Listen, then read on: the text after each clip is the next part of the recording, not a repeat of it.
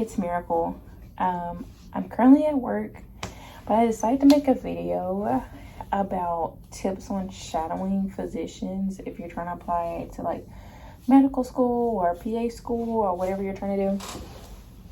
For me personally, I've shadowed a few physicians, mostly in OBGYN, plastic surgery, and internal medicine, so hospitalists.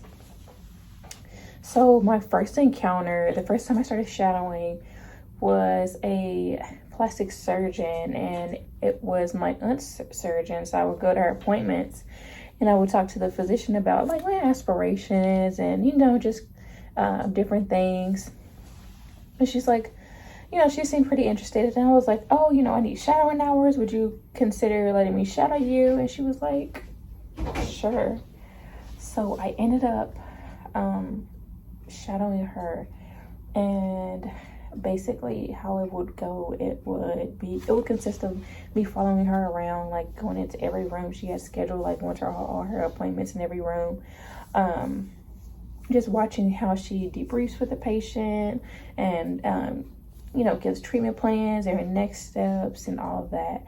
And I would like a tip that I would give is to bring like a journal or a notepad or a clipboard and write things down, because it shows you're interested. And so I would do that, and it really depends. But for me, I wear scrubs. Sometimes they want you, like I've had physicians say they want me to wear business casual, but it really just depends on each person. So she was in a clinic, and she also worked at the hospital, and it was adults and pediatric patients. So the second time I ended up shadowing, there was like a Black doctors panel at my school, which is ASU, and there were two on board that I shadowed. One was a female and one was male OBGYN. And when I shadowed them, one of them wanted me to wear business casual, so it's always good to talk with your physician up front and see what they expect out of you. If they want you to ask questions in the moment, is that okay? Or just save all your questions until the end once you guys are done. How they want you to dress, how they want you to address them, like, oh, Mr. So-and-so, oh, Dr. blah, blah, blah. Like, just those things are important, because the doctor I have now, it's really important that I address her as Dr. So-and-so. So it really is important to know who you're talking to, where they come from, and all that. So when I shadowed the ones in the clinics, because they both had their one of them actually had a clinic that was like their own, like they bought out the building and they had employees, and another one was in like this suite in a building, and they also had their own employees. And so one of them, she was used to having like routine people that she would like shadow, which would be like pre-meds, or like shadowing in medical school is still a thing, which I did not know that medical students were still shadowing doctors. I was shocked about that. So that is also another thing. So I do think it's important, like if you have any events on campus where doctors are going to be on a panel, or if you go to your checkups and, you know, you could ask your doctor, hey, you know, you already have a rapport with them. Just tell them a little bit about yourself. Like with the doctor that I shadow now, I kept seeing her again and again. And so finally I sat down with her and I was like, hey, my name is, would you like me to shadow you? And she was like, who are you? And so then I got to express my interest, why I want to be a doctor, my path and everything like that. And so I gave her my personal statement, and I also gave her like my transcripts and just anything else that was like relevant, so she could get it approved. So the thing about working, like shadowing inside of a hospital, is completely different than shadowing when they have their own business. When you shadow inside of a hospital, you have to get approval. Like even though they're a doctor, they still have a higher up, so they have to get it approved by like their director, their boss.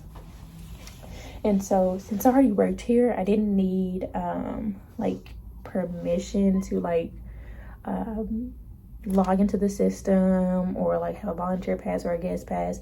That's another thing.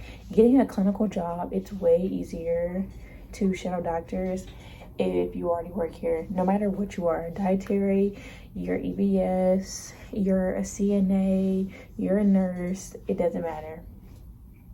You can get that experience with doctors. And so I think another tip, like I said, would be finding panels at your school if you're still in school, getting clinical experience. And it doesn't even have to be a scribe job. It could be anything, like I said, finding those jobs and getting experience with your doctor. And if you have your own doctor, like a family med doctor or anything like that, I've seen people get in like that. And like I said, writing notes is important, and getting like a rapport, because some of these people can give you recommendation letters. Like a few of my doctors are giving me recommendation letters. So just building that, that relationship with them, expressing beyond like, oh, I want to go to medical school, I want to be a doctor. Who are you? Like, who are you as a person? What's important to you. And you get to know people. Like when you spend more and more time with them, you'll get to know them. And so with the doctor I have now, we had like a set express amount of hours. Like I'm doing 45 hours worth of shadowing with her, and we had pre-discussed that. But with other doctors, I would just come and we would shadow like whenever. Like it wasn't like a capped amount. Some people shadow for different amounts. I would always start with a short amount of time, 2 hours. 2 hours, it will get you enough time to see at least a couple patients, depending on their type, where they're at. Because usually I see doctors and they're in like their 10 to 15 minutes. So 2 hours will get you a long stretch of time where you'll see a lot of people at a time. And so I think it's important to like how long do you want to shadow for every day, and then how long are you shadowing total? Like how many hours do you need, and are they okay with writing your recommendation letter at the end? Because a recommendation letter can be important for someone that really knows you, instead of being like, they shadowed me, they're great, they look like they really want to do medicine. Like, instead of being like, oh my God, they were the best person ever. It seems like they really do want to do medicine because of these set of reasons. I've seen them compassionate in these situations. Like, actually giving a good recommendation letter instead of one that's like short and to the point. Okay, yeah, they were great. I recommend them for medical school. You should put them in. So I think that's it as far as tips. Shadowing can be really hard at first because a lot of it is just cold calling. You're just cold emailing, you're cold calling. Hey, my name is, I'm trying to shadow with you.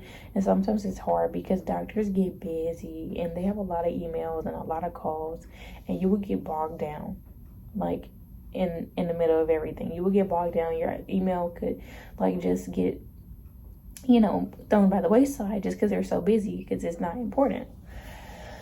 So it can be difficult. So I always would say, like, seeing people face to face is so much better. Like, I know the new generation of things is like social media, emailing, text, but seeing people in person and expressing interest is way more important, because at the end of the day, we are humans. So if they see in person that you're interested in it, then they're more likely to get you on.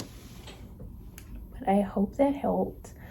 Thank you for watching, everybody. And if you are pre-med, I am sending you so many positive vibes on whatever part of your journey you're on, whether you're still in school, you graduated, you're applying, you're studying for the MCAT, whatever. I wish you the best. Thank you for watching. Bye.